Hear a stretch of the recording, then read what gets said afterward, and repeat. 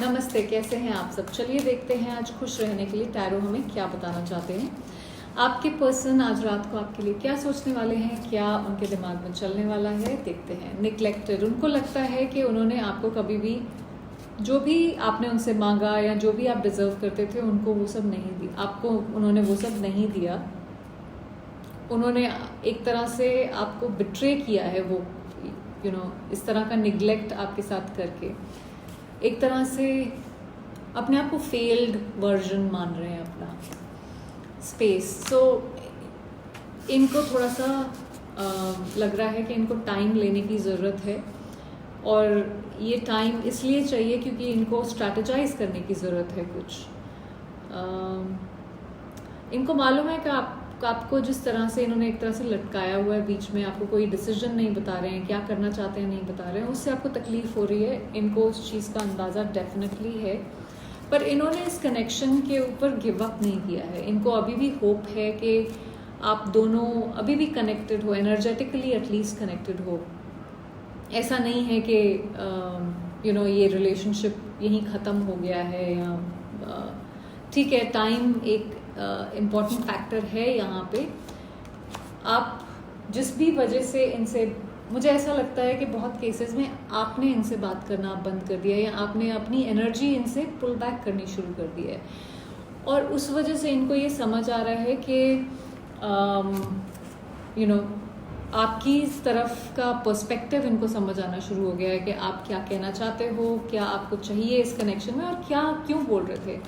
Unexpected outcome. तो इन्होंने expect नहीं किया था कि आप अपनी एनर्जी पुल बैक कर लोगे। इनको लगा था कि वही होगा सेम, लड़ाई झगड़ा कर लो, थोड़ा बहसबाजी कर लो एंड फिर वापस आ जाओ। वही साइकिल तो चल रहा है इतने टाइम से, कहाँ जाएगी ये। ईगो, इनके ईगो की वजह से बीच में आपके कनेक्शन के कुछ प्रॉब्लम्स हुई हैं जो इनको रियलाइज़ हो रहा है, और उस बारे में ये सोच रहे हैं। लेट्स सी और क्या कहना चाहते हैं, क्या सोच रहे हैं आपके बारे में आज क्या सोचने वाले हैं। I don't know what you want. तो बहुत सोच विचार करने के बाद इनको अब ये समझ नहीं आ रहा है कि आपको चाहिए क्या इनसे, क्योंकि इन्होंने तो सब कुछ ही किया है जो कि इन्होंने अभी अभी रियलाइज़ किया था कि नहीं किया है, पर इनको समझ नहीं आ रहा है कि आपको क्या चाहिए। I am not over you. तो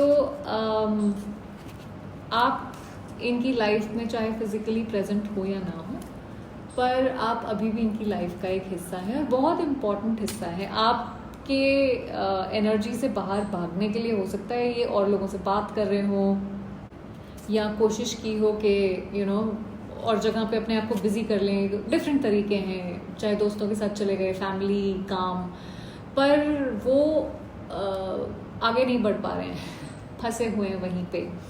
आपके बिना इनको मतलब कुछ अच्छा नहीं लग रहा है, ऐसा ये सोच रहे हैं। I wish we could go back. इनको ऐसा लगता है कि जहाँ पे भी शुरुआत हुई थी शायद इस कनेक्शन की, जहाँ पे आपने बहुत अच्छा एक लविंग एनर्जी शेयर की है एक दूसरे के साथ, एक अंडरस्टैंडिंग वाली, ये उस जगह पे वापस इनको लगता है कि काश हम जा सकते होते वहीं पे। अट्रैक्शन बहुत ज़्यादा है इनको आपकी तरफ। I can be my self with you. तो जिस तरह से आप इनको समझते हो उस तरह से और कोई भी नहीं समझता है।